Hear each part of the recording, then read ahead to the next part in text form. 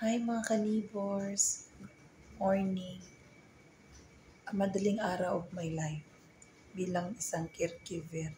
Ay, may caregiver na daw ako ngayon. Mga ka-neighbors, nandito po ako ngayon sa hospital. Ano sabihin ko, anong hospital? Dito po kami ngayon sa hospital kasi ito po ang aking pinag-caregiveran. So, ayan mga ka-neighbors, caregiver po ako ngayon ng caregiver ako ngayon ni Kuya Danny. May nagpapantay dito kami sa hospital, mga ka-neighbors.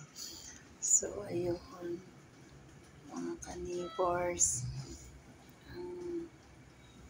Ano bang gagawin bilang isang caregiver? Ayan, aral na lang akong nurse ulit, mga ka-neighbors. Nurse daw. Mga ka-neighbors, ano ko ng gamot niya.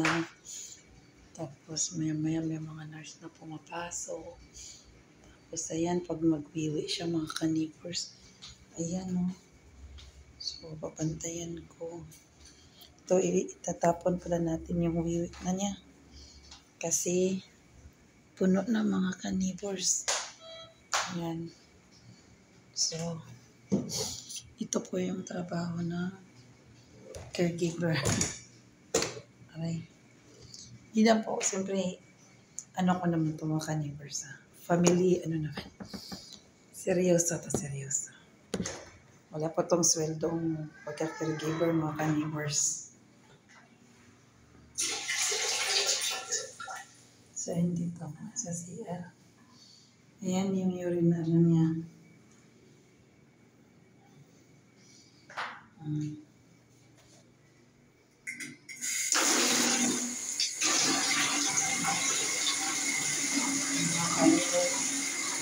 Puhugasan ko. Ito. Ibabalik ko. Para pag nagwiwi siya, naaabot lang niya agad. Ako naman ito. Wala tulog mga ka-neighbors.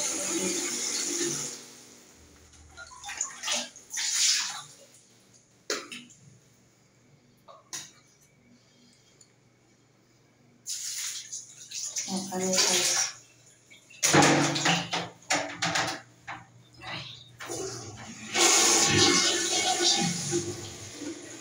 Wash natin yung hand natin kasi syempre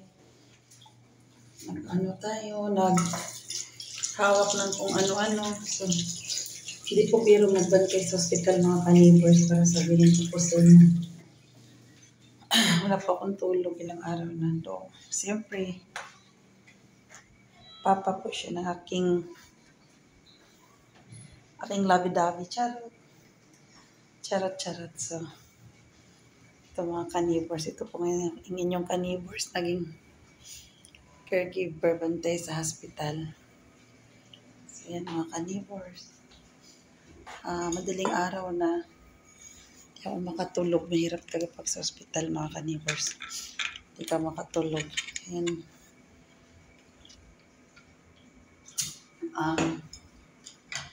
Pag umaga na bababa ako dun sa lobby para may kukunin yata dun. Tsaka yung bill daw namin. So yan mga ka-neighbors.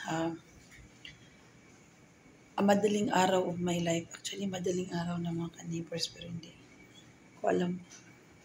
Hindi mo naman makikita kasi sa loob lang kami. So, dito lang kami sa small. Sana gumaling na po yung aking biyenan. Kailan si Don Nicolo ang nawala na po, nasa heaven na. Ito siya naman po yung nagkakasakit mga ka-neighbors. So, ayan, siyempre, kailangan tayong alagaan. So, yun mga ka-neighbors. Hindi din pala biro talaga pag talagang tutong mag-caregiver ka. No? Kasi, mga ka-neighbors, dark na po yung mata po ng inyong ka-neighbors. Puti na yung hair, dark po yung mata. Wala na pong tulugan mga ka-neighbors. So, yun lang po muna mga ka-neighbors.